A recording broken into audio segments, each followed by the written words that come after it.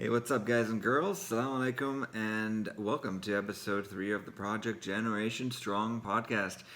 We are joined by our esteemed guest today, who is a physiotherapist, a powerlifter, a crazy cat man. Well, he's also referred to as the godfather of powerlifting in Dubai.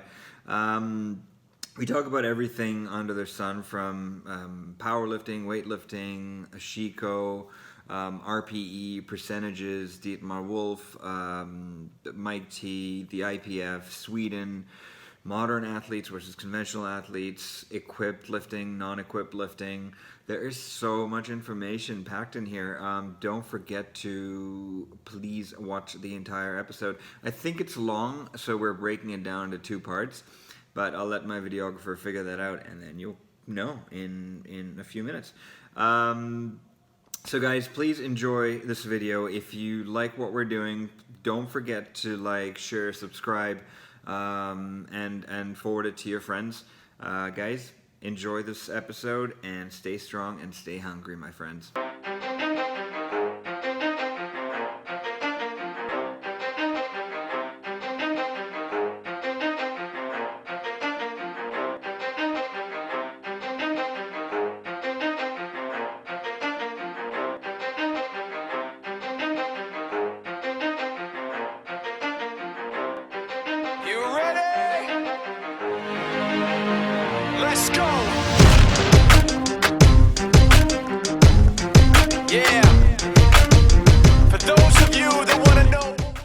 Alrighty, guys, welcome to episode 3 of the Project Generation Strong podcast, and thank you for joining us today. Our guest today is a physiotherapist, a strength coach, a national level professional powerlifter. Some also call him the godfather of powerlifting in Dubai. And he's also a really good friend. Patrik, thank you so much for joining us. No problems, right? It's truly an honor. Did I miss anything? The godfather of powerlifting sounds a little bit pretentious, but I'll take it. I don't know who said it, but I can't recall, but I was like, someone just told me, hey, have you met the godfather of powerlifting yet? I was like, huh. Maybe it was a joke, or ironic. Oh, I'll take it. No problem. Did I miss anything in your introduction? No, I don't think so. It's pretty much what I do, and no, cat lover maybe. Cat lover. Yeah, oh, cat wow, lover. that's Yeah. something nice. Crazy cat. How many cats do you have? Now we have 2. When I lived in Sweden before I moved here, we had 4. Ooh, nice. So, but I'm not crazy. I was one of like those too. Yeah, nice. good. Love them. Let's get into the meat and potatoes. Growing up, what was growing up like? Family, friends? Was it always strength based? What was that? Yeah, like? growing up in Sweden is, or at least when I grew up, I'm born in '75, in the middle of the '70s. We had a huge amount of different sports. Now, pretty much all sports you can think about. But especially for me, growing up with my friends at a suburban area outside of a medium-sized town, was a lot of like conventional soccer, or football that we call it, table tennis, conventional tennis. Of course, being in the north, in the far north of Sweden, we had cross-country skiing, and that was pretty much it. Yeah, and like quite a bit of running also. But my main sport growing up was soccer or football. I played for 15 years, reaching up to like Division 2 in the Swedish leagues, and table tennis. Wow. So, yeah. Oh, table tennis. Yeah. So that was. Do you still play? Yeah. Okay. I haven't played for a while, but it's one of those things because we have a table tennis table at home. Okay. So me and my dad, we played for like quite a few hours a week, and also my friends came over. So all in all, I reckon that I think we're pretty much close to 10-15 hours a week at some point playing table tennis. So 10-15 no, we played a lot. I mean, almost every day we played a little bit, and then always on Fridays, me and my best friend, we took the bus into a nearby like sports complex, and when they also had a lap pool. So that was pretty much our Friday thing. After school, we just played for like 2.5 hours, and then we went to the lap pool and just like fooled around a little bit, and then we had like a little bit of like a Swedish fika, just a sandwich or some sort of snack, and then went home. That was the Fridays for actually a few years. So no, a lot of sports. Fika. Yeah. So yeah, Swedish buns and small cookies and stuff. Nice. No, so my whole upbringing was a lot about sports. We have a lot of good hockey players from our region. A lot of them also becoming stars in the NHL and stuff. So especially one of one of the cities close by in the northern part of Sweden has produced, I think, 25 NHL pros. That's a lot from Peter from one Forsberg, city. Peter Forsberg, Marcus Naslund, and the Sedin brothers are all from the same, not even the same city, they're freaking the same block almost. So, and there are Amazing. a bunch more of that, but that's a little bit more south. But we also have a lot of hockey players. Yeah, so that was pretty much my friends. We played everything. Everything, yeah. Everything, every day. Yeah. Is it still that way in Sweden? Because I know that at times changing, kids coming indoors. And I think that I think it's starting to rebound now in some way. Like the last 5-6 years, when my generation starting to have kids of their own, we're starting to say, "No, what the hell's wrong? There's something wrong here," because the kids they don't ever have like physical education or whatever. What's wrong? But I think it was a long period of, let's say, 10-15 years ago when the kids didn't have that much. And of course, you can claim everything has to do with internet and blah blah blah and PlayStation or whatever. I think it's a lot up to the parents also, and just kick them in the ass and get them out to do something. And I think that, I mean, now I have friends that their sons and daughters or whatever, they take away their Facebook, they go out of Instagram, they like ditch the whole thing and just do what we did when we were small. Amazing. So, yeah, I think that it's starting to turn, but it has been like the period there in between that has been a little bit the forgotten generation, because I saw it also. I don't know, we'll maybe come to that, but before I moved here to become a resident, I was a physiotherapist in the Swedish Army. So we did like the recruitment tests of all people that came in, and I know for a fact that looking at the numbers of the people born in the 90s, is like, I can understand why people call it the lost generation, because it was bad in many ways. I mean, you have people that can hardly run like 500 meters and they're like 19 years old, can't do a single leg raise from a bench, and they're like, you're applying for the army. Do you know what they do? so and as if I compare that when I enlisted in 95 for the basic military service, I mean, it wasn't like everyone was an elite athlete or whatever, but the level was severely higher. Yeah. It was a lot higher. When did you catch this the strength training bug? Yeah, first of all, the story needs to be told also that my dad was one of the pioneers in Swedish like strength training and weightlifting, in terms of, not that he was like prominent in any way, but he was part of starting one of the first Swedish athletes club in 1969 in the town where I grew up, or when I was born actually. So I had kind of like I've seen my dad on like a few pictures and stuff. He was in one of the newspapers like in 1972, I think it was, doing a little bit of bench press and like in black and white photos, talking about training, whatever. So I had that like in the back of my mind for all the years that I grew up. I have to say also, he didn't train when I grew up. He kind of lost it when my sister was born in 1973. He's gonna take a break, and it was like 30 years. But now he's up and running. He's training, and we have a surreal home gym weights. But I didn't train like train up until, I would say, around 1991, 92. But a fun thing though, however, is when you're talking about that, I have all my workouts that I've ever done in the gym written down from 1991 up until now, every single one. So I have from all the first steps, benching 60 kgs and like circle around that. 75 was epic because it was a nice load. and 80 kgs also will double 15 kgs, because we're speaking kgs, not pounds here. Real adult weights, and also 100 kgs, of course, bench press, and I have all that written down. Amazing. So I have it on paper from 91 to 2004, and then I have it online for 2004. No, it's fascinating to see how like so many of the best powerlifters, or the best, like, just say strength athletes, have pretty much every single thing that they've done is documented. Yeah. And you know, and that's the only way I think you can measure and you can compare and you can, you know, and yeah, I mean, I assess think for yourself.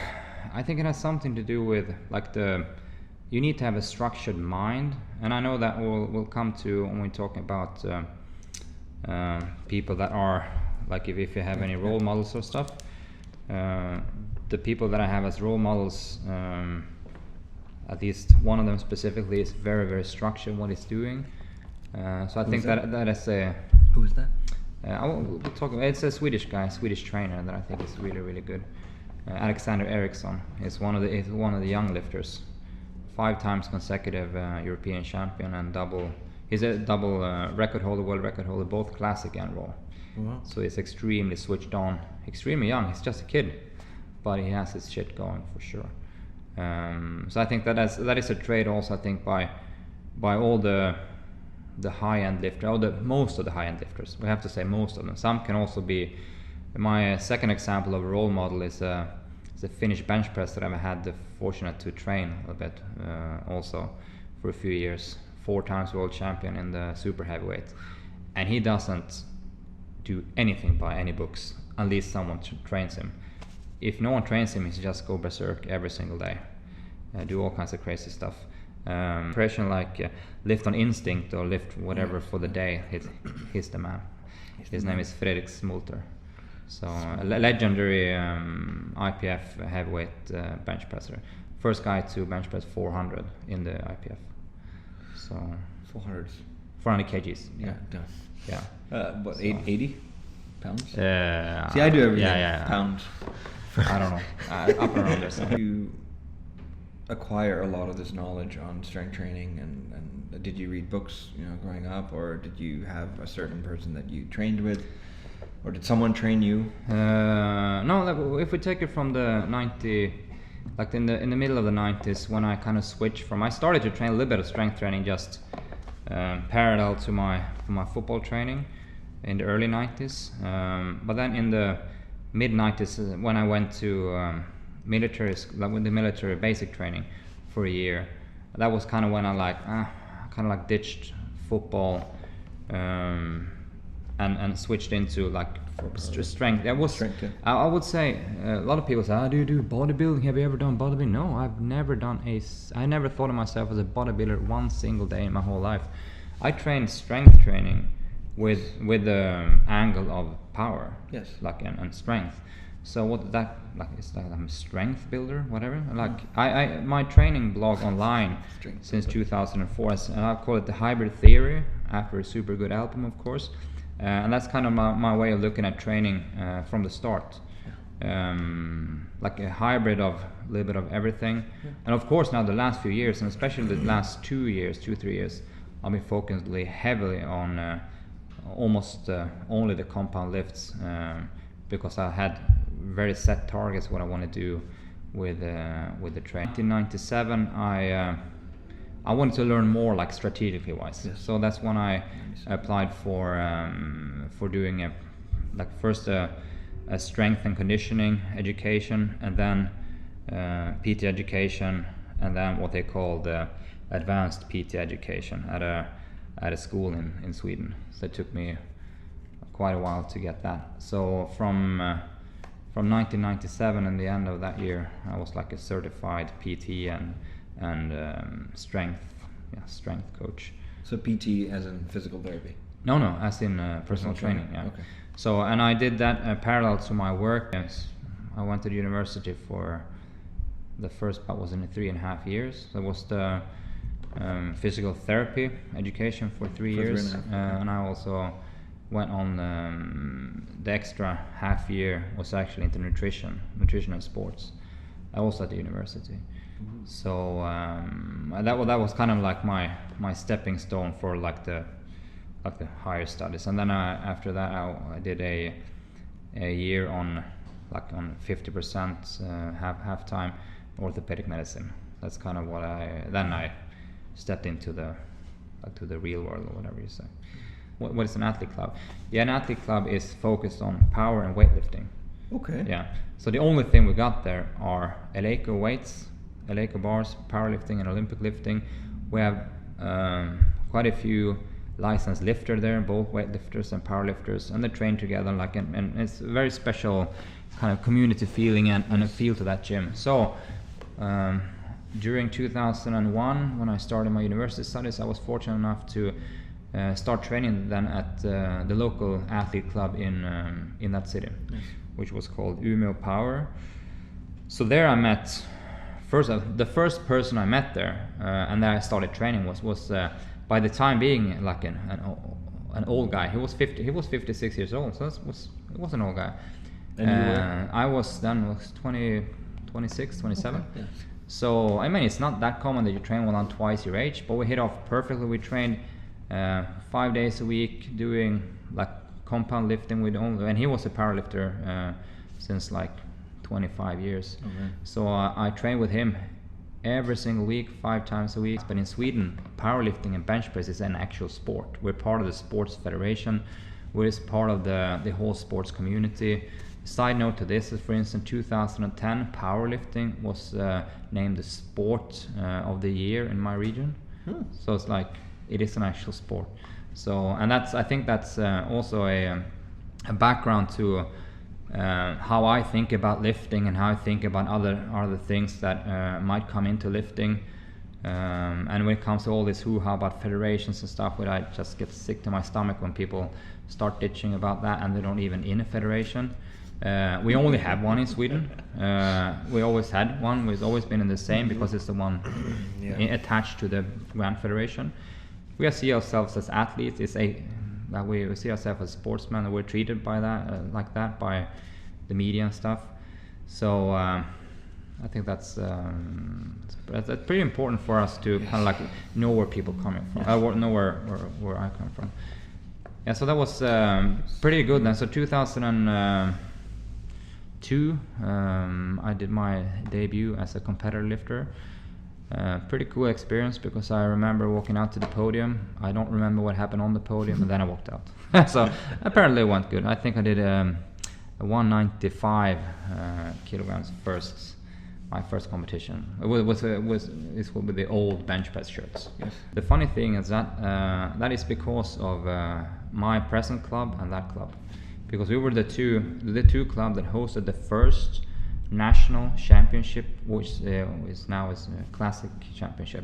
Was 2010. 2011 Sweden hosted the first World Cup, and here we are. So on the initiative of the big grand bench presser Janne Lundberg in Umeå and our club up in the north, we sat together and said, okay, let's do a national championship. We couldn't even call it the Swedish championship because we had to call it something else. So we call it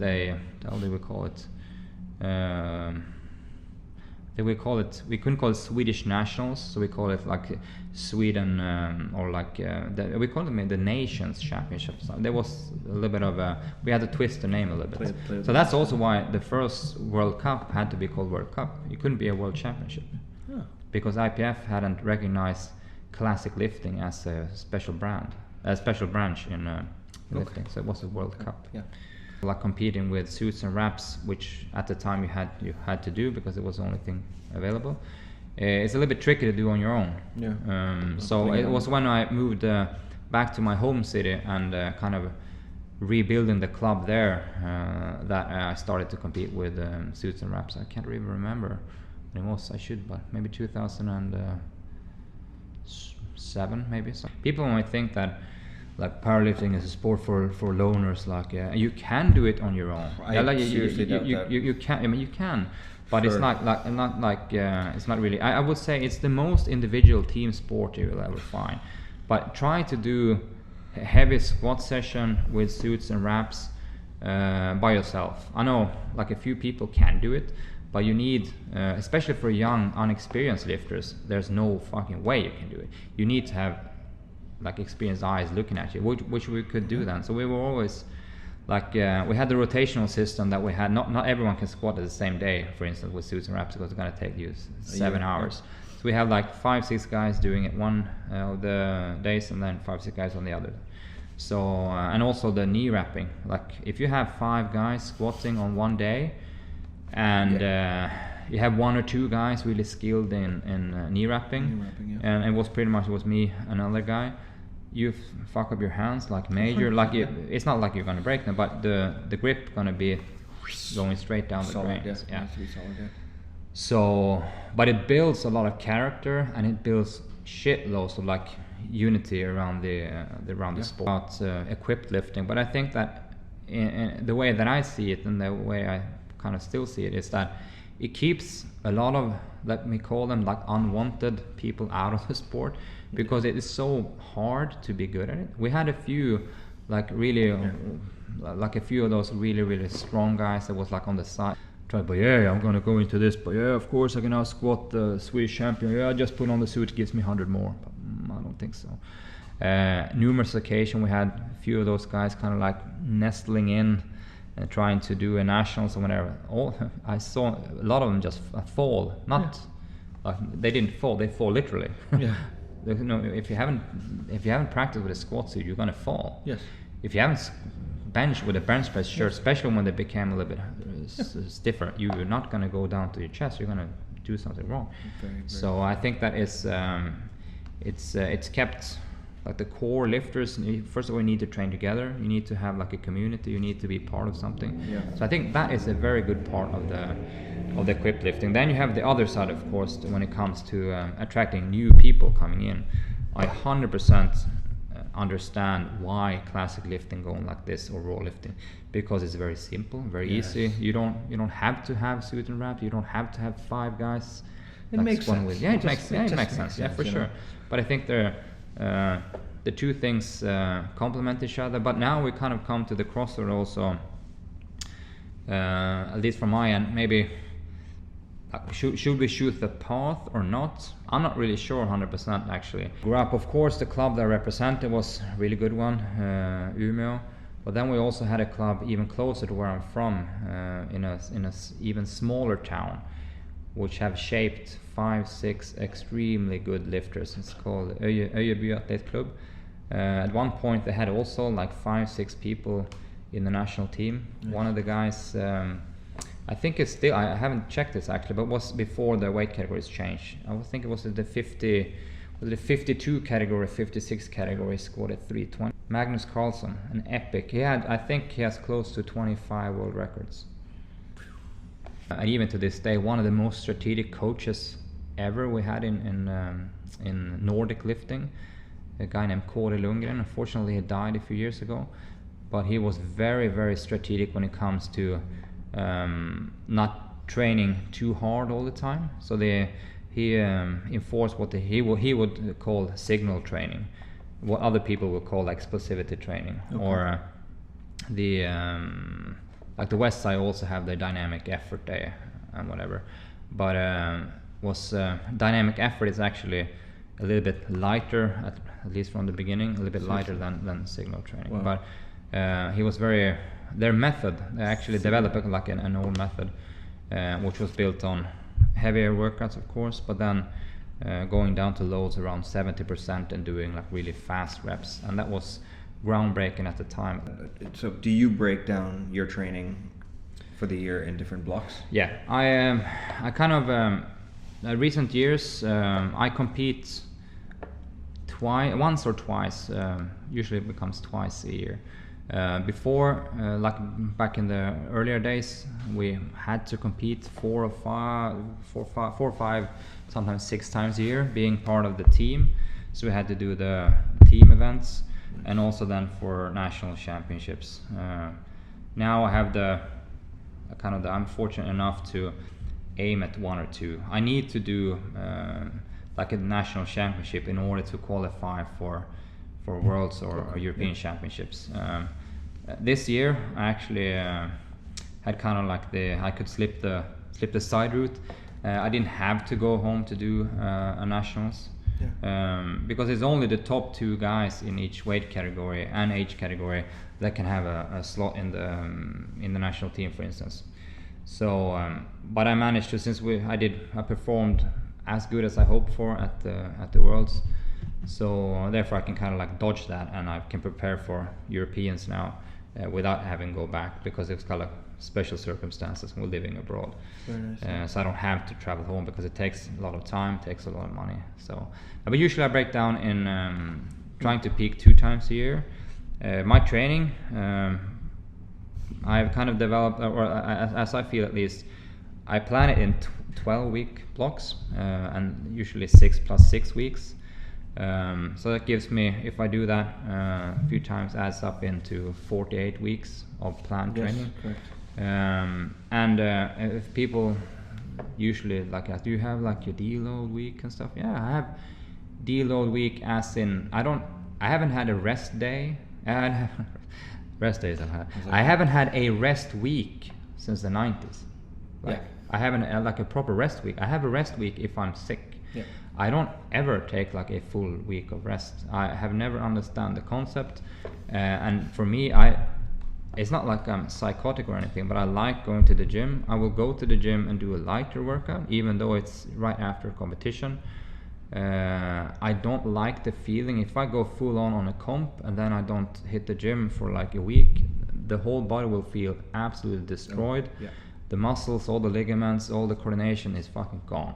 So therefore I like to, even if I go like full on blown out everything, 2 days after, or actually the day after, go to the gym, do something light, of course, but don't go crazy. But the concept of full rest weeks have never really attracted me. So years ago I had a strict plan of every single freaking weight I will do for like 2 years. Now I kind of like, I have a basic plan, but honestly it changes a lot. It changes often, but it doesn't change a lot. What's wrong? It changes often, but small minor changes, like micro changes within the microcycle, kind of. I mean, one of my absolute best, one of my major influences are Mike Toucher. That said, I don't do like the RTS training to the bone. I really like the way they kind of like follow up, and they are the system with RPE. I think is absolutely perfect, both for myself to write down how heavy it actually felt, and especially online clients or clients have, so I actually get some sort of feeling how heavy it actually was. Feel like, if I have a super heavy squat workout planned, and I'm gonna do like 235 for a double, which for me is super heavy. If it doesn't feel like shit, it's not gonna work. I'll take it. I won't like ditch that workout, but I will take it down. Maybe do 210 for like a couple of triples or something like that. So I'm still getting a high load, but it's not the highest load. So I think that's really important. And then, but you can also switch that coin. And some people respond absolutely best to know this hard. You need to fucking do what's on the program. And if it says like 3 triples or 5 triples on 87%, you better fucking do them, because otherwise you're so. And I mean, there's two ways of looking at that, and I think that the more experienced you are, the more kind of like leeway you got to do this and do that. Overcapacity is kind of how I look at it, and I think it's both like how the muscle fibers are distributed. Like you have less type 2 fibers than we do, especially on the upper body. You will always, it's very common to see, and I think we've all seen this in the audience also, you see a girl doing a bench and she do like 62.5 kgs, just flies. 65, just flies. 67, doesn't move an inch from the chest. You don't ever see that in a guy. You see them fight up, and then they lose. Oh, they fail. But a girl have that kind of like, okay, what the hell just happened? Like it's this much more and you can't even do it because of the stability. I think it's because of the stability in the shoulders, right? So if you have more, they have a more leeway of doing, like they can do more reps on 85% than the usual guy can. And, what is your take on the importance of hypertrophy in a powerlifting for powerlifting health? Let's say. I think it's important, and I think that especially for the young lifters, maybe to incorporate a little bit of other movements. However, I will always also state that I think it's more important to do squat, bench, and deadlift than some people give it credit for, because as we all know, if you look at like the proper, because it's very important to look at the principles, right? Yeah. And the hierarchy of the principles, specificity is the first one. Yeah. There is no way we can get around that. So we can. I think it's important to keep the squat, bench, and dead often and quite frequently.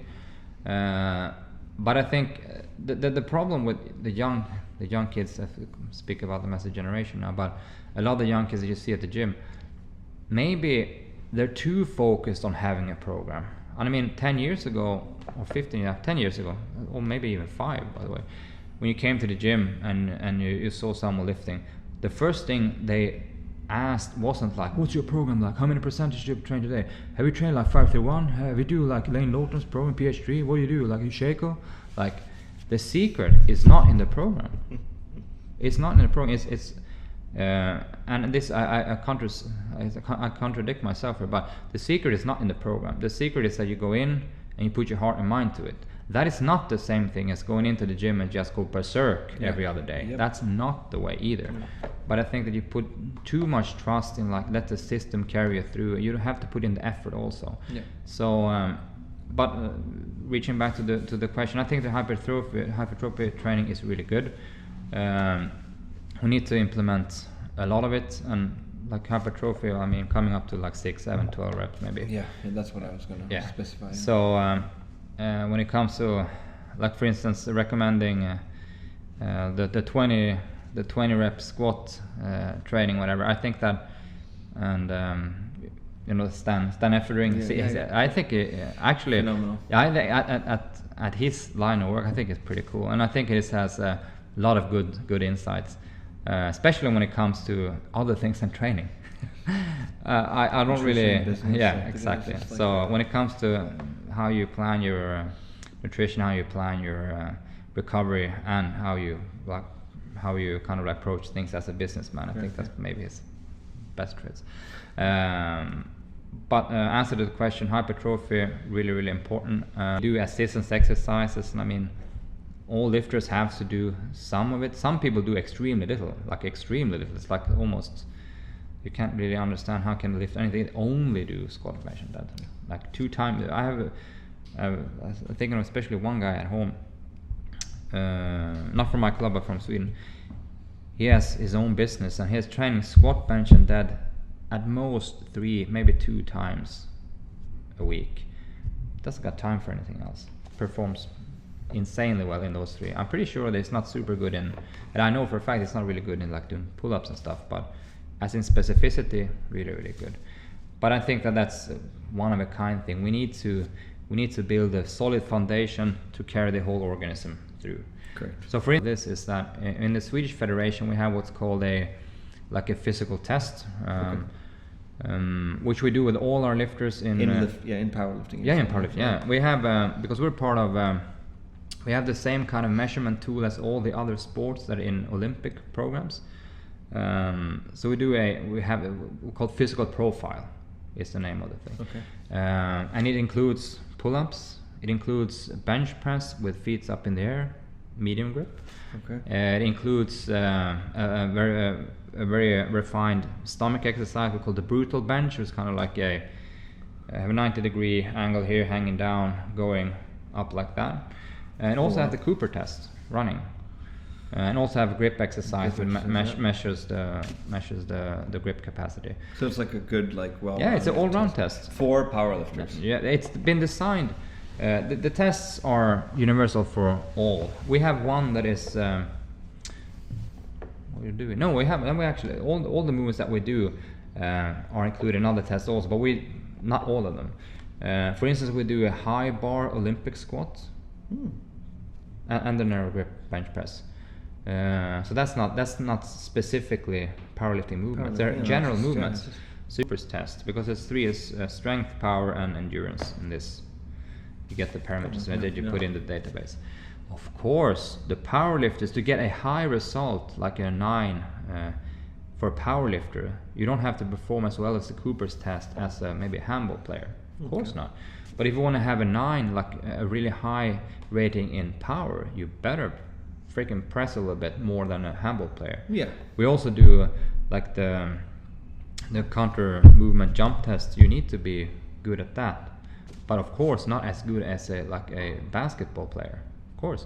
So that's why it's hard to see the modern lifting pursued forward, because modern lifting, if we get this straight, modern lifting is not like the example I have back home, training 2 or 3 times a week, squatting like a beast and then just chilling in between. That's not modern lifting. No. You need to be accurate with all components. You need to think through your training like really well. You need to have guidance, or you need to like really put your mind to it yourself. You need to be technical sufficient. Yeah. You need to have all those components. It's not about being in a basement with 5 other guys drinking out of diesel cans and like playing only Pantera on their stereo. I'm all for Pantera or like Slipknot or whatever, but it has to be, in order to like go somewhere, are athletes. I wouldn't necessarily, if I just put my upbringing in the sport, a few of the guys that perform like that have got medals on the Europeans and Worlds as a bencher, I wouldn't necessarily call them athletes, to be honest. I will call them really good benchers. That doesn't make you an athlete. Powerlifters in the modern era today, especially when it comes to the lower weight categories, has to be athletes like you wouldn't believe athletes. Is that people watch videos of the pros and what they're doing and their training methodology, right? And they try to apply it to themselves. Say, for example, this is one of the things when I got hurt, when I was studying the Westside Barbell certification, and I thought I was like them. And hey man, my squat was like 300 pounds. It was nothing. And then when you constantly start varying, like, so it was, for example, varying squat movement every single day that I was visiting the gym. So one day it was extra wide sumo, one day it was in Timberlands, one day it was like heel elevated Timberlands, one day it was toes elevated. So it's like all these random things, and that's where I got hurt. And trying to, but if Louis Simmons can do it, you know, why can't I? You know, so if you could touch upon that, and you know, just there's I think it's a really interesting observation, and also very true, because, and I think that is some sort of stigma when it comes to the gym industry. Being in the gym for 3-4 times a week isn't the same thing as being a powerlifter, like a competitive powerlifter. But I think that's kind of in the back of the mind of people. Yeah, but I go to the gym like 5 times a week. Like I train intensively, like 45 minutes. Fuck man, I'm really strong. Like and then I started like a program like squatting like 4 or 5 times a week. Like I can't do that. I can't recover, whatever. Like, well, you need to consider that you're a beginner. No, but I've been to the gym like 5 years. Yeah, but you're a beginner in doing this amount of volume. You need to back the fuck up. You have to go back. And also, it comes to the whole thing also when it comes to like performance enhancing stuff. If you have a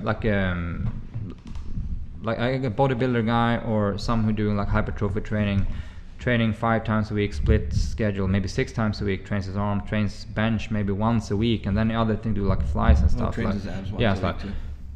oh, but no, I'm on gear and I can't put 150 on the bar. How the hell can he? It's like he's weighing 80 kilograms.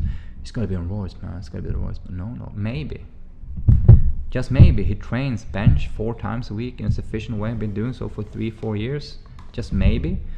So if you train once a week for like the pump, doesn't make you a lifter. If you train for performance for 3-4 years, just maybe you can see where your potential is. Correct. I mean, and the same comes with like we have to elevate the volume in a safe way and whatever. Because if I go on a like Nordic cross country skiing back home, I'm thinking I'm fucking flying, but yeah, I do this 3 times a week. And then comes a junior, like in medium level in Sweden. I will stand still. He just flies by me. It's like, but I've been fucking doing this for 3 times a week. Of course. Yeah, but I mean, what do you think? Like, it's not like he's extremely more genetically gifted than me. Yeah. He's just a lot better in skiing. Yeah. Like, but I do this like 3 times a week. Yeah, so what? If you do spinning class 3 times a week and you don't like perform on a regionals competition when it comes to cycling, don't you understand? It's not the same thing. Yeah, no. It's not the same thing. So that's why I totally agree that you shouldn't especially do like 55 different versions, but you need to do something often to be good at it. But if you do it twice or once a week, you will not be good enough for it, good enough on it. And then you see other people becoming better at it, especially if they become better and they don't gain weight. Like, what the hell is this? I'm like outweighting this guy with like 30 kgs and he's still squatting 100 kgs more than me. It's got to be something. Like, what's the secret? There's some secret. Yeah, the secret is specificity. The secret is that you do something for very often. So. I'm gonna do some calculations because I do it in pounds and you do kilos. So how did your training differ from when you were benching 90 kilos to... So from 90 to say 140, and then from 140 to... I would say from 90 to 140, not very much. From 140 up to like the higher ends of hundreds, and my PB in gym bench 200 is a lot more frequent. The frequency You're is... benching a lot more. I'm benching a lot more. Because starting off, I was like everyone else back then, or in the personal training industry, whatever, at least then, bench once a week specifically, and then you had once a week when you did like little dumbbell work, but it wasn't really bench press, because you were afraid like, shit man, if I train I will overtrain. I did that for a few years and I think I got something more in me, and then started to train with the club. We bench 3 times a week. Oh, do you don't get overtrained? No, and I managed to, before I even joined the club, I was benching like 170. So I think there was pretty, like a little bit of talent at least in that. But then the whole thing of getting from 170 up over that's when kind of like the line will always go like that, and then some going like that. You need to change something, and I think the frequency is one of the most important things to change. Amazing. So okay. Yeah, I think so. And the frequency definitely higher, and also the tendency of very, very seldom go to fail. I mean, I very, very seldom go to fail. Good. Yeah. And especially because I think that for different reasons in the different things, but as for deadlift, for instance, go to fail in deadlift, well, I think that will be very hard to go to fail without breaking your form quite radically. Yes. Meaning the back can take some serious damage. Definitely. Squatting to failure will, at least if you're a little bit motivated, like if I squat like a heavy session, I'm motivated as hell and I will push everything I got to that bar. Yeah. If I do it like across the border to failure, I will be like screwed for quite a bit of time. So the recovery is longer. And when it comes to bench press is probably the one that I've failed most, but it's a handful of times in a long period of time. I actually just told this story the other day. I failed 1 squat in my whole life training. 1 squat, yeah. Yeah. Wow. It was 1995. So it was like quite a long time. Yeah, quite a long time. Yeah, of course I'm gonna fail one all of a sudden here in 1 week or 2, of course, just because I said. But it's very seldom, because I'm looking for not breaking down in form. Yeah. Because the mind, the body will remember the heaviest lift, and we want to do them as much as possible in a good form. Yes. So that's one, for instance, have touched a few of the mentors, but my prime mentor that I actually look up to a lot is the Norwegian head coach, Dietmar Wolf. He's actually a German guy who trained Norway's national team for a few years. His mindset is that you don't ever go like super heavy on a training. You leave the heavier lifting for the platform. Yes. You don't ever break down form, because if you break down form, the body will learn that. So you do almost 100% technical lifts all the time. Yes. All the time. When competition time comes, we test. So I think this was a very interesting, and I learned this very early that, you know, I did a couple of amateur and I learned it very early from my guys, and then even Sheiko made it very like big. When we looked at Sheiko's programs, they were like so volume dense, and there was like it's 70%, 75%. Volume and the amount of lifting you do in school in the mind kind of like carries forward the intensity. So I think that. And of course, I mean, Boris Sheiko's track record kind of speaks for itself, but and of course, it's a lot of volume. It's a lot of volume, and I think also right there you have a really and good point that and specificity as hell, which is I think is the key there.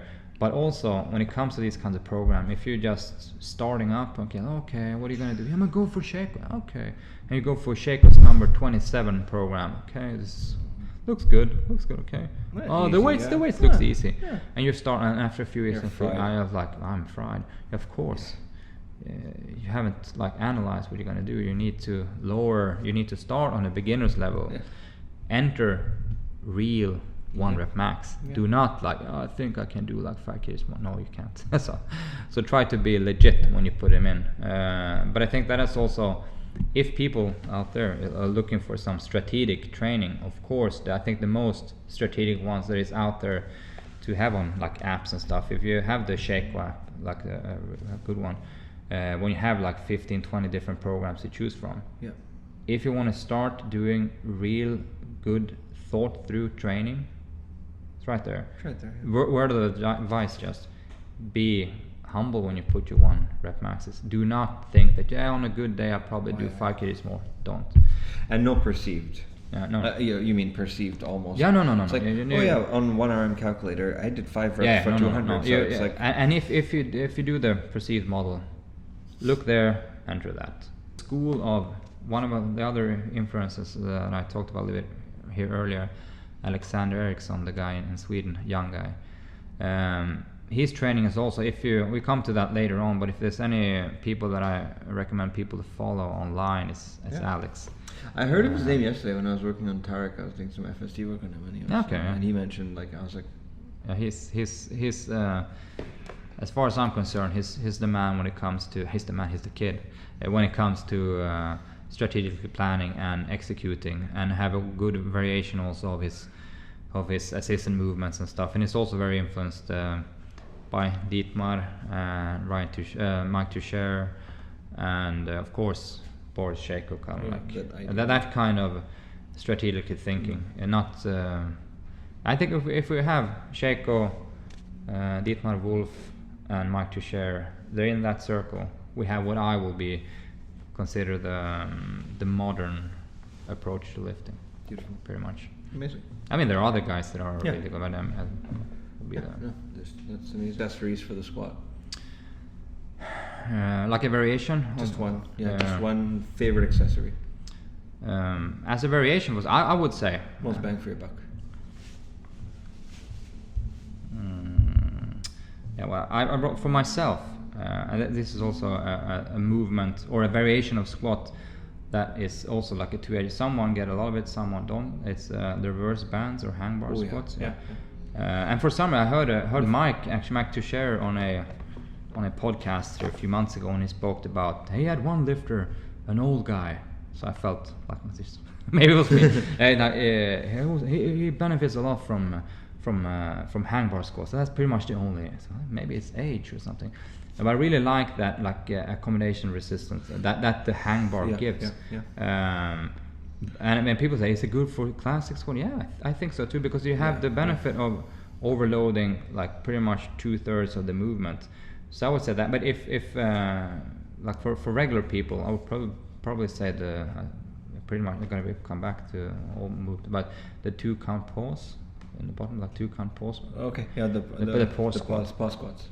Yeah, and if you're looking at accessories, I would say train hamstring. Pulls in deadlift, I would pretty much consider be the most overrated movement ever, especially if the bar is high, because you're gonna have a totally different pattern, right? So if you have the bar, especially if it comes up over your knees, there's no use whatsoever as a grip exercise maybe, but you're gonna push your knees under the bar. If you have it just below your knees, all of a sudden it's a hateful movement because you're gonna be weaker because it's a very awkward position.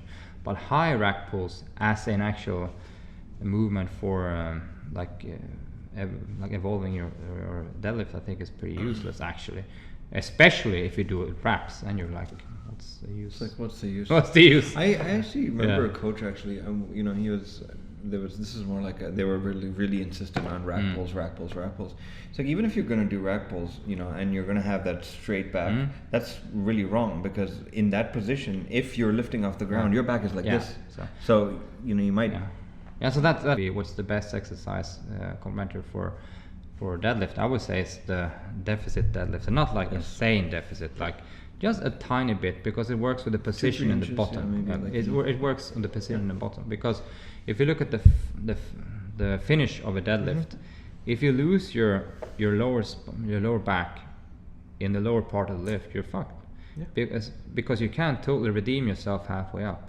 So you need to have a good position from the start. So therefore, the maybe 1 inch or tops 2 inch deficit deadlift, super good, because it's a little bit awkward. You have to lower the weight just slightly, but you manage to focus a lot on the control. So I think that most bang for the buck for sure. That's huge. I think that's big. Also, I think to add on to this is know why you do stuff. Like a lot of people are doing stuff like rack pulls or deficit deadlifts or banded or you know, but know why you're doing it. Just don't do it for the sake. Because and also just when it comes to the rack pulls, it's not a bad movement per se. It's not as good as other movements for that specific matter. However, it has its place in a good program. So I mean, it's but most bang for the buck, I think, will be the deficit one. It's not good for the ego though, but it's bang for the buck. Favorite accessory or like a variation for the bench? The bench will there will be wide grip pulses. Wide grip, and for different reasons. First of all, the wide grip, of course, for having a little bit more like pec engagement, if you put it that way. But first and foremost, for learning or improving even much your tension in the upper body, because as modern lifters now, like pretty much all, if you ask any lifter now, any coach now, will say upper back, and it's for a reason. Upper back is severely important to have a solid. You have to have solid foundation to press from. I actually learned a new expression right here at a seminar a few weeks ago, that you can't fire a cannon from a canoe. Was actually I thought it was actually a new one for me. For English speaking people, maybe it's like a super old. But that's really good. It was actually David Johnson who said. I was like, that's good. So the same thing in bench press. If you have an unsolid upper back or shoulders, you can't fire. And I'm pretty sure that when it comes to I'm a fairly good bencher for my size, but I'm 100% sure there are a lot of people at the gym, at the gym where we train now, a lot stronger. Like if you do like a isolated pec movement or something, it would be outdo me for sure. I know, for instance, my boss here, Ian, I see in the corner of my eye sometimes he do things like one-handed dumbbell things, or like on a Busu ball or whatever. Like, fuck, I can't ever do that. And when it comes to real bench, like the setup and everything, all of a sudden I'm like a lot stronger. So, and I think that has to do with, of course, technique, but being able to have a high tension in the upper back, traps, lats and everything, solid foundation to press from. Beautiful. 100%. Okay. And then of course, if you want assistance exercise for bench, it's not cable flies. It's not some sort of type of pec movement. It's upper back movement. Okay. It will be some sort of specific role in this direction. Yeah. I think my last 3-4 posts on Instagram have been like they've been all like focused on that, because so many people ask me, it's like, if your upper back is not strong, hey, guess what? You're squatting, you're going to squat like this. Your deadlift, you're going to be like this. Bench, you're going to be like this. So you need the posterior side right here is the key to a lot of things. The key to unlocking that treasure. Yeah, that's the key. That's the holy grail. Training, nutrition on and off season. Any differences? No. It's the same. I mean, it's have the benefit of living with a person also that is extremely the same as me, and when it comes to nutrition, we like kind of the same things. We eat the same way all the time. It's just that I eat more, so, and also it's I don't like I don't have like any food addictions or anything. I eat a lot to like remain at like 105-ish. Okay. If I want to go at the 93 category, we don't change a thing. We just change maybe a little bit more protein and just ditch the energy level down a little bit. And I know, I mean, the first 10, 12, maybe 13 years that I trained, I counted fucking everything I ate. So I don't have to count it anymore. Like if I think, shake my, I think I'm gonna have to be like 3,200, maybe 2,950 calories for like a few weeks to have my deadlift to 93. Okay, I do a program, and then maybe I just recalculate it. Oh, okay, 2,980 wasn't that bad. Like so, it's kind of like it's engraved here. So, and I mean, we don't change much. We eat the same. It's the same thing pretty much all the time. And I mean, it's very classic, like how do you put it, like athlete food. A lot of chicken, of course. A lot of red meats. A lot of veggies. We never eat pasta, for instance. I ate quite a lot of pasta when I was home, but now we never eat pasta. A little bit of rice, but very little bread. But it's not because I hate gluten or I don't like this and that and whatever. It's just because it's not in my diet. I think that speaks volumes, because it's like you're a professional, and and you keep it pretty much steady throughout the year. Yeah. And I mean, we see a lot of like the new age, powerlifters, or like they're candies and chocolates and all that kind of stuff, and coming closer to the competition, or they're water cutting and all that. They're trying all these fancy things, and lo and behold, they get on stage and they're failing, or they're not achieving what they want to do. Does that have some relevance, that you're just keeping it steady throughout? Yeah, you're not changing anything. And I think that one of the things, and I think that people, is almost like a standard joke now when people at gym ask me like, "Hey Pat, what do you think I should do with my weight now?" And then Tarek, for instance, just say, I know exactly what to say: do not fucking cut. And I mean, that's the most the best tip you can give to a young lifter or a beginner. But if you weigh 84, 85, it's like, I want to go in 83. No, go in 93. Yeah. Your first comp. I mean, it's not because I'm like a feeder. I don't want to feed people. But if you're looking for performance at one of your first meets, do not fucking cut. Yeah. There's no use. There's no use whatsoever. Go into a competition where you can eat, you can load, you can like feel like shit, I'm gonna perform well here. I feel like my energy is very high. Of course, when it comes to, if you're going to go to the national championship, you need to cut to be in the national team. You need to cut to like do 350 Wilks or whatever. Of course, but it's not for the first time, not for the second time, third time, fourth time, fifth time. But if you're starting to get like if you're an experienced lifter, you need to cut, of course. But it's not from the conditioning work. Do you do, or do you like? When I'm light enough, I'm run. Okay. But that also, the last like year and a half, the only thing I do for conditioning is rowing, or just little simple assault bike, and not like crazy assault bike. And people also, I think that the modern lifter has a lot more cardio capacity now than before, which I think is also one of those things when we're in the Swedish Federation doing all the conditioning tests. That the old school lifters was like, oh shit man, we don't want to show ourselves bad. It's not about that, but we need to have, in order to withstand all that volume, you need to have some sort of basic capacity. Yes. So if you put it like to the last, if you look at last 10 years, I will pretty much not guarantee, but I can probably say that I've done more cardio than most lifters done in a lifetime, the last 10 years. However,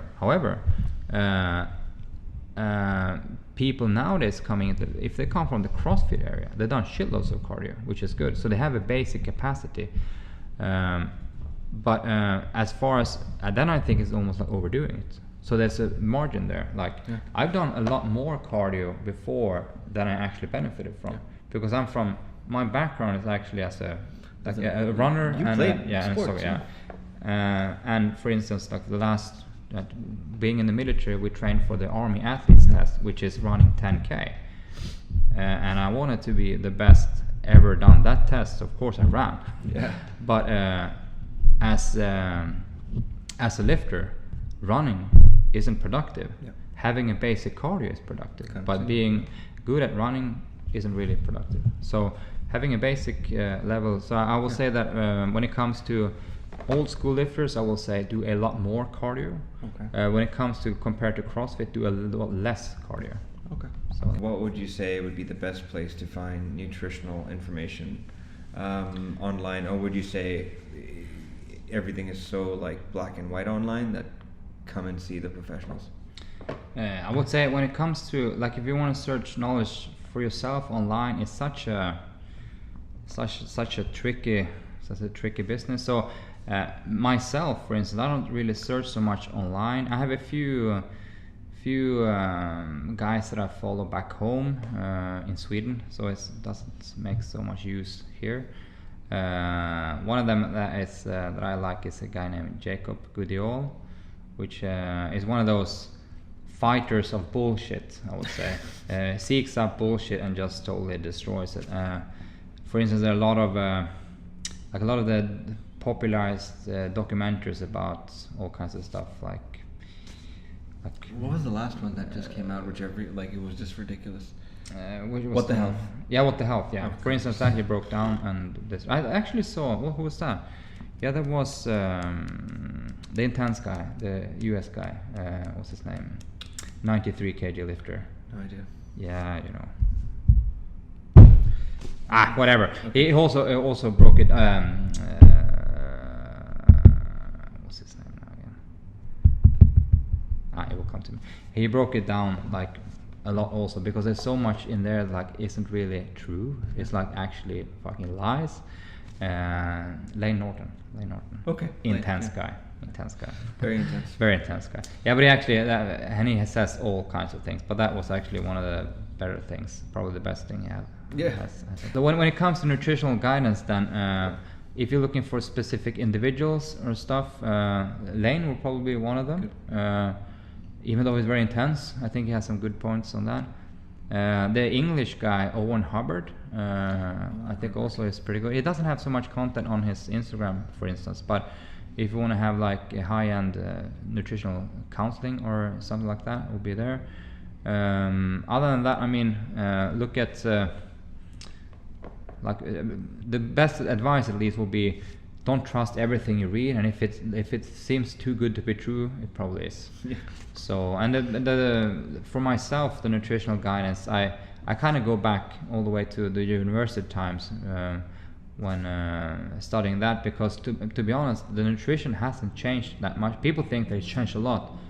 It really hasn't, you know. The main thing that probably happened is like now we know that people that do strength sport maybe needs actually a little bit higher protein. Yeah.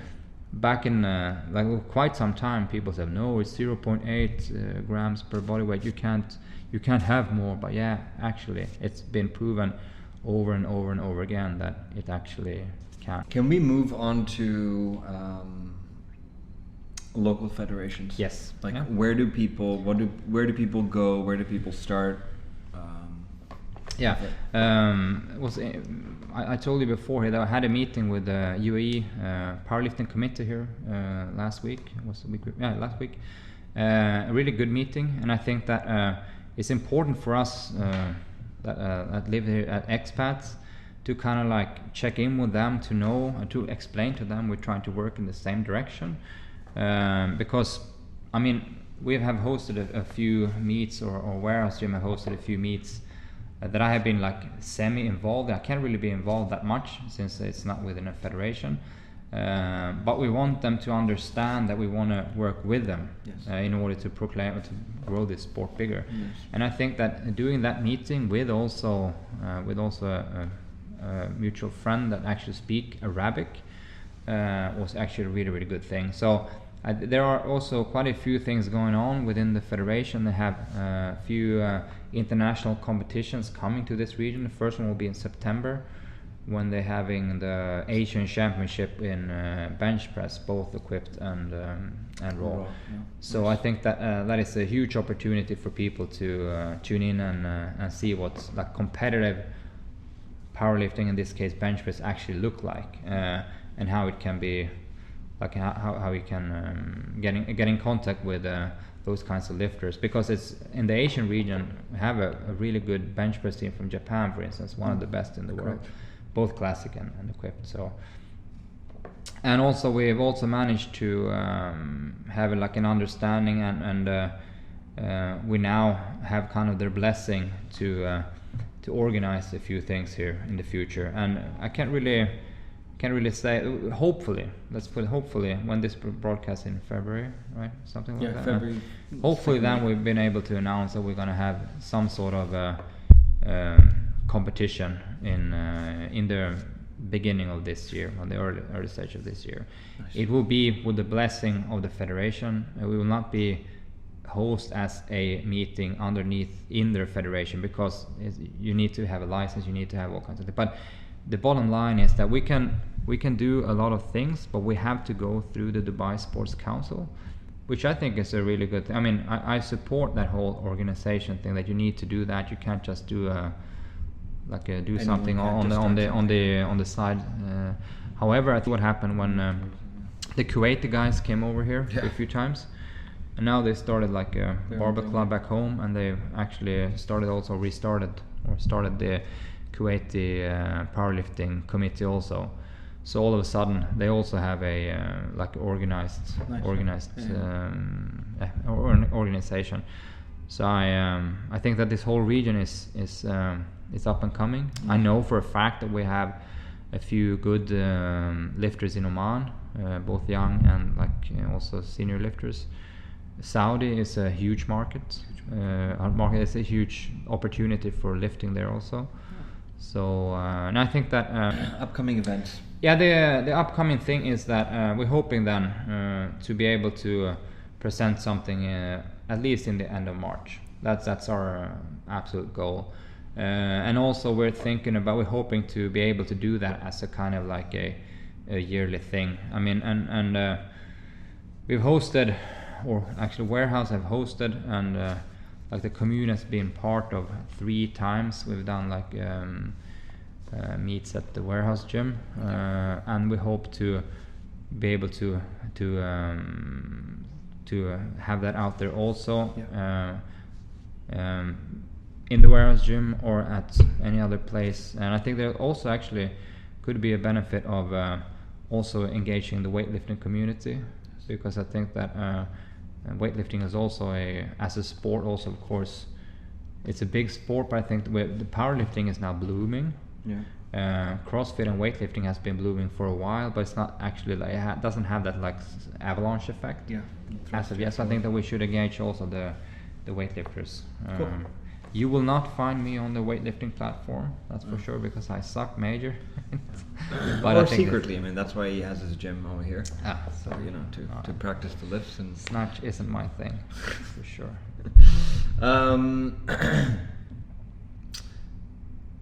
Let's move on to our next segment, which is locally grown, globally known. And these are just quick questions for, I'm so new here. I've been here 6 months now. So I'm getting to know the market. I want to know from the guys who have already been here, that, what are the best places to visit? Favorite restaurant? Ravis in Subway. Have you been there? Yes. Oh, there you go. Then you know. What a man. Favorite coffee shop? Not really one, because I don't drink coffee. Yeah, okay. So I would say then, being there a lot of times now, last few weeks, Cafe Rider. Okay. Yeah, just by it's have a chill feeling. Yeah, it's very chill feeling. Favorite order in or takeout food? We never order takeout food, but I will say if we go to a close nearby, will be Little Bangkok. Little Bangkok. At the Thai food place. Okay, check that out.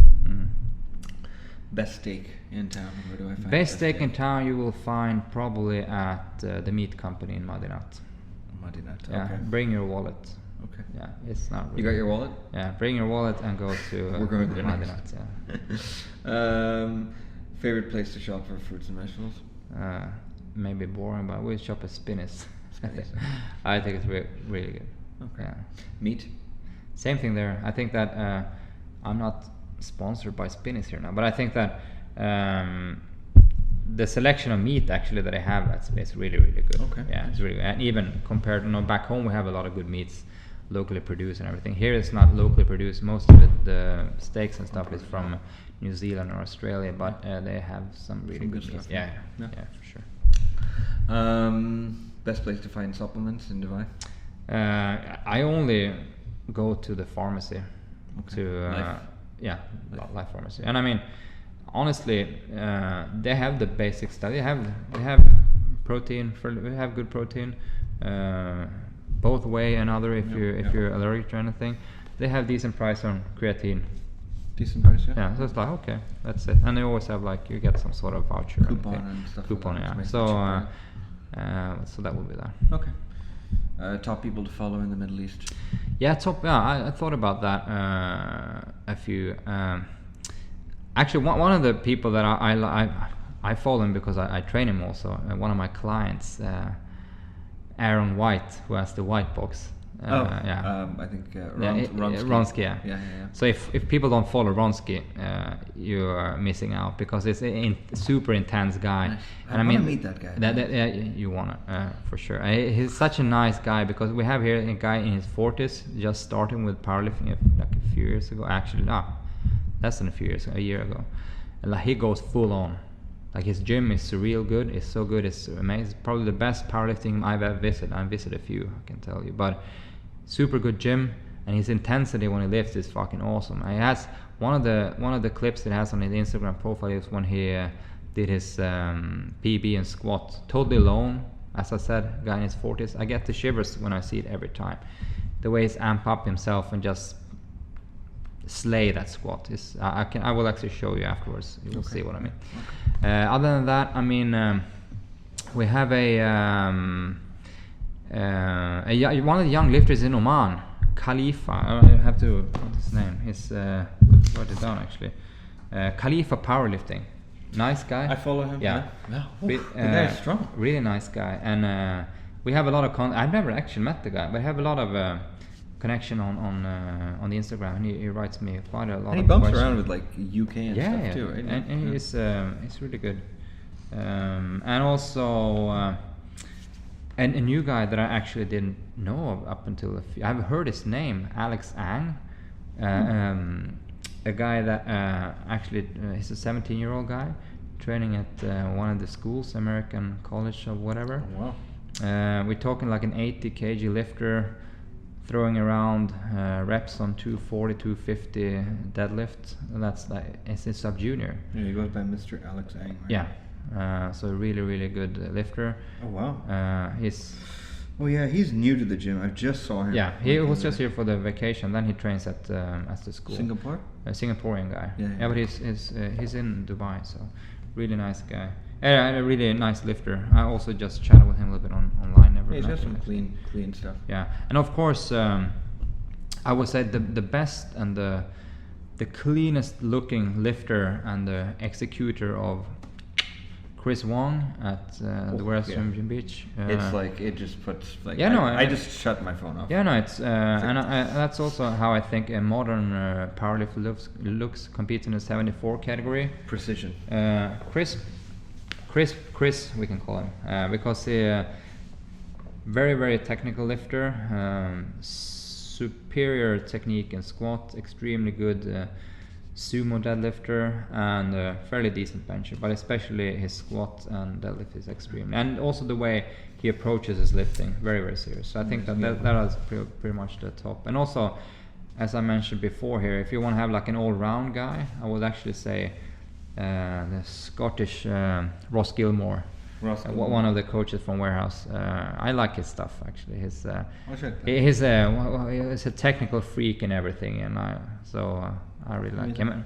And also I would say if you're into not actually like powerlifting, lifting specifics, My boss here, Ian, has a lot of stuff when it comes to think a little bit outside of the box, thinking in different dimensions and stuff. So he has a lot of good content also, and small tweaks that if I try them, I'll get sore ass for like a couple of weeks. That's why I don't really try them so much, but he has a lot of good things. And of course, I have to mention also Anna, Life Coach GXP, because of the constant, never ending advice that she gives, like especially in her daily. I know there's a lot, and it's good stuff. Yeah, it's like good. It's it's like no BS. No, just it's straight up true. And it's amazing to see that every day, consistently put out 2 videos of very good content all the time. And I don't know where she finds it. She just sit and like think things through, goes out, do nailage, never retakes, never do anything, just. And I said, okay, that's good. So I want to have that gift. But that's pretty much. And I mean, there are a few other people like general lifters, but I will say Khalifa, because he's an Omani kid that I think we should support, and he's very serious. Chris Wong, of course, and the other guys that I met. Awesome, thank you. Yeah. We go on to a next segment, which should be about 1 minute. We got 1 minute left. Yeah, maybe.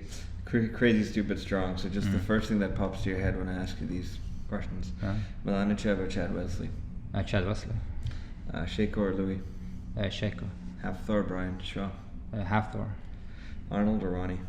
Hard one. Arnold. Favorite artist, music? In Flames. And lifting? Favorite lifting? What should I take? Alex Eriksson. Favorite movie? I would say that's pretty boring, but I will say Shawshank Redemption. No, that's mine Yeah, too. Ice cream or salad? Ice cream. Beards or blondes? Blondes. Batman or Superman? Batman. Ooh. All right. On that bombshell, we'll just wrap it up now. We should be close to new ventures. So something coming up. I know that you're teaching, or you're. Yeah, we're having a like introduction to powerlifting seminar here in a few weeks. It's gonna be here. Yeah, it's gonna be right here. I had it. They posted on SHP here just a few days ago. So and when this broadcast is it's in the 9th of February, I think. So it's a little bit close in. So let's see. Usually I get like 6-7 people to that. So I need at least 4 or 5. Otherwise, it's just I will accept it. Like since it was a little bit close, I won't beat myself down if I don't have enough. So, but that's an introduction to powerlifting, talking about the background of powerlifting, going through the movements, and also a few screening things to do. I think it's a good thing for PTs and coaches just to learn how you can actually. Why can't everyone squat in the same pattern just because of this and that? You have different kind of angles and different kind of structures that are built in a specific way. So amazing. Cool. Any other new ventures or? Now the thing that we can't really say now is of course if we have a competition coming up and a few other things. But when things happen with something, I'll try to get it out. Stay tuned. Yeah. As possible. What would your friends say you're secretly good at that we have no idea about? Probably do burgers, maybe. Good burgers. Yeah, I do. I think I do pretty good burgers. What advice would you give your 20-year-old self? My 20-year-old self. I would say my 20-year-old self. Yeah, I would say train higher frequency. I would say to my 20-year-old. Yeah, for sure. It'll be interesting because I never competed as a junior, and junior is up to 23. So I would say train frequency and enter a comp. You stupid bastard. So amazing. Where can people find you? Awesome. Right. Yeah. You can find me on Instagram. It's Börje the Swede. It's my nickname there. Oh yeah, how do you say that word? Börje the Swede. Yeah, it's a long story over there also. But yeah, I got the nickname. Everyone in Sweden knows me, and not everyone, but in the training community, I took a nickname Börje, like 1998. It was a friend at work started calling me that.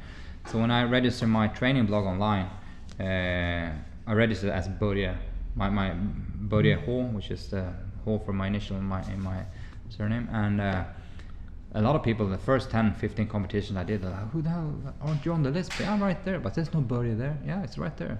It's Patrik. Oh, you Patrik? So I didn't even know. But it's stuck with me for quite some time. So that's why. So it's a very Swedish name, Börje. Amazing. Yeah. Cool. So but no Facebook, but you can find me on Instagram. Yeah. And at SHP, the website. Yeah. Yes, for sure. Directly, definitely.